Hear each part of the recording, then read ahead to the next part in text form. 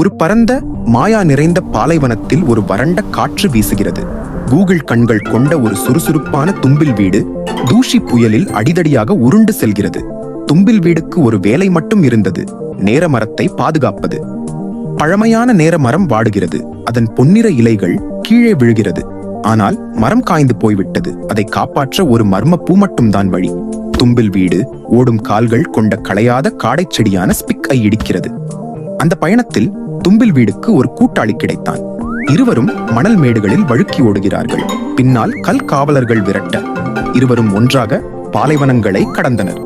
ஸ்பிக் இடிந்து விழும் மணல் சுவர்களிலிருந்து தும்பில் வீட்டை காப்பாற்றுகிறான். நினைவுகளை அழிக்கும் புயல்களையே எதிர்கொண்டனர்.